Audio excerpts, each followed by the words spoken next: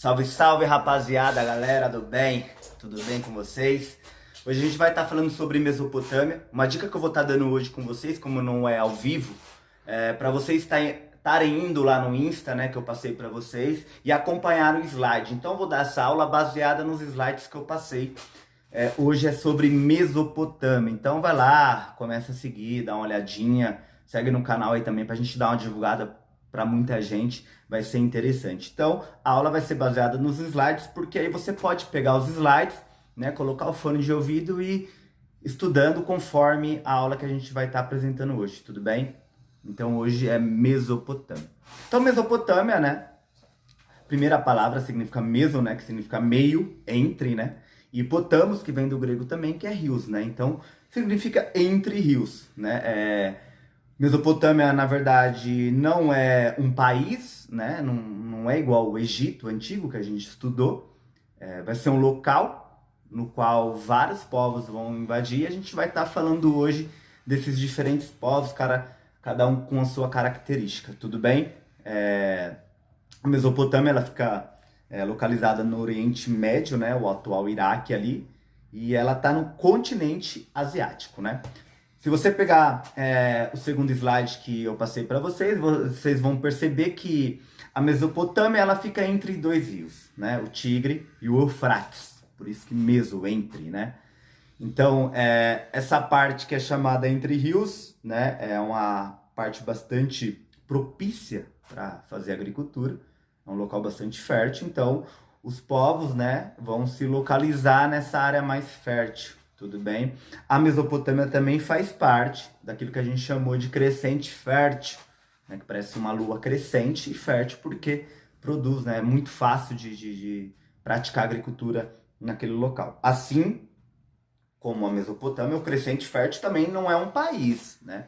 Ele pega desde o Egito, né? E vai até a parte lá, né? Do finalzinho onde os rios se encontram, o Tigre e o Eufrates. Então também não é um país. Tem que tomar cuidado com essas coisas. Então, assim, vários povos, né, antigos habitavam a região que a gente chama hoje de Mesopotâmia, entre o século V e o a.C. Entre esses povos, a gente pode destacar aí os babilônicos, os assírios, os sumérios, os caldeus, os amoritas e os acádios, né? A gente não precisa gravar esses nomes, né, mas seria interessante a gente saber as principais características de cada um, porque isso facilita na hora de se possivelmente cair alguma coisa no Enem, no vestibular, você falar, né, a característica principal daquele povo, porque eu acho que é isso que eles vão pegar bastante. Lá a religião é uma religião também politeísta, né, uma poli de vários teístas de Deus, então eles acreditavam em vários deuses. A centralização do poder também, né, estava em cima desse rei ou desse imperador, e a economia era baseada na agricultura. Então é bastante importante, né, uma coisa desses povos em comum, são essas questões que eu acabei de citar para vocês. O primeiro povo que a gente vai estar falando aqui, né, são os sumérios, né? Os sumérios são de origem semita, né?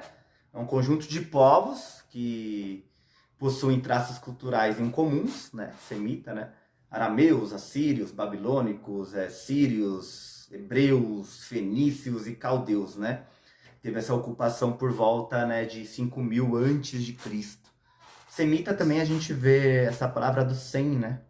Que é um dos filhos do Noé, é bíblico isso, né?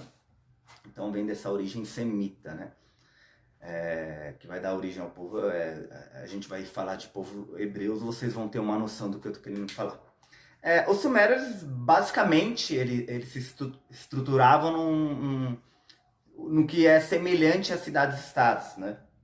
Cidades autônomas, como as primeiras aí, Ur, Urik e Lagash, né? Os sumérios tinham um chefe militar e religioso, que era chamado de Patesi, então era concentrado o poder nessa figura. Eles eram politeístas, né? Mas era uma questão mais mundana, né? Os deuses nessa época, os sumérios, eles se aproximavam dos humanos, eles tinham aquelas afeições humanas, né? Os deuses eles se semelhavam aos humanos, então eles eram mais temidos do que amados, né? Porque quase ninguém confia em humano, né? Creio que você também não. Então, a principal característica que costuma cair bastante no vestibular, no Enem, em provas que pegam essa parte dos sumérios, com certeza é a escrita cuneiforme, né? Que é uma escrita em forma de cunha, né? Não tenho nenhum exemplo para dar para vocês aqui, mas imagine, tem mais ou menos assim, uma pedra, um ferro nesse formato, e eles na argila lá colocavam, né? Faziam a sua escrita em forma de cunha, né? Por isso que é uma escrita cuneiforme. Essa é a principal característica dos sumérios. Os sumérios também eram excelentes arquitetos e construtores, tudo bem? Eles desenvolveram o que a gente chama de zigurates. Vocês vão ver aí que eu coloquei algumas imagens, como se fosse uma pirâmide, mas ela não é, né? Ela não tem um bico, ela tem uma base em cima, né? Essas construções, elas eram em formato de pirâmide, só que tinha aquele negocinho, né? É um local que servia para armazenar algumas coisas, né? Alimentos, produtos agrícolas daquela época, e também como templos religiosos, assim como as pirâmides no Egito. Construíram várias, né, cidades importantes, né, os sumérios, como, por exemplo, Ur, Nippur, Lagash e Eridu. Não precisa gravar, é só para vocês terem uma ideia que eles eram grandes arquitetos. Tudo bem? Até aí, vocês vão ver aí que a gente tem a primeira imagem aí da Ziggurat de Ur, né, que é uma espécie de uma escadaria. Tem duas imagens. E o segundo pouco que a gente vai estar falando é dos Acádios, né?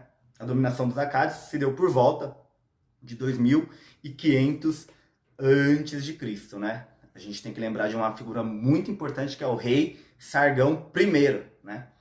Por volta de 2330 antes de Cristo, ele promoveu a unificação do centro-sul da Mesopotâmia. Então, se cair alguma coisa de Acádia, a gente vai lembrar desse cara, dessa figura muito importante que era chamado de rei Sargão I, que unificou o centro-sul da Mesopotâmia. Tudo bem?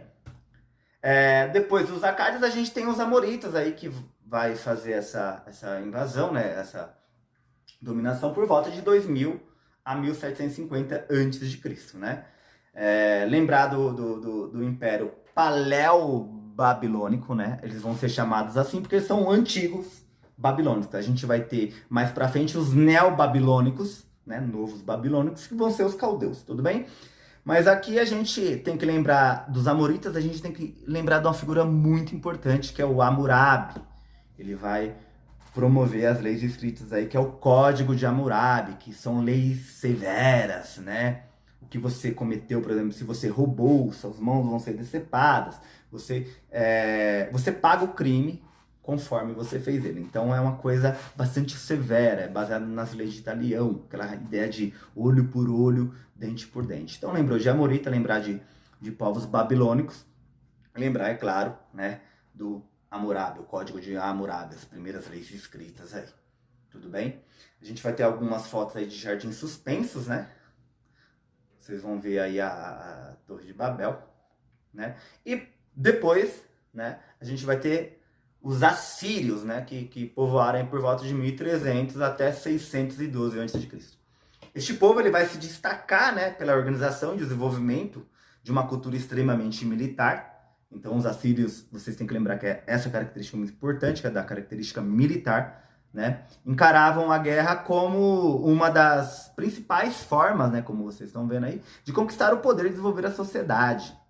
Eram extremamente cruéis com seus inimigos, né? Eles conquistavam de uma forma muito cruel, né? Com essas atitudes tiveram que enfrentar uma série de revoltas, né, até populares, e nas suas regiões que eles conquistavam, porque eles não eram muito amigáveis, então causava esse tipo de revolta. Depois disso a gente vai ter os caldeus, que eu falei para vocês, que são os neobabilônicos, né? Eles habitaram a parte que é chamada como Baixa Mesopotâmia no primeiro milênio antes de Cristo. Eram de origem semita também, né? Origem do Sem, que eu acabei de falar para vocês lá no comecinho. O imperador caldeu mais importante, a gente tem que lembrar desse cara, que é o Nabucodonosor II, né? Após a morte desse imperador, o Império Babilônico ele foi conquistado pelos persas.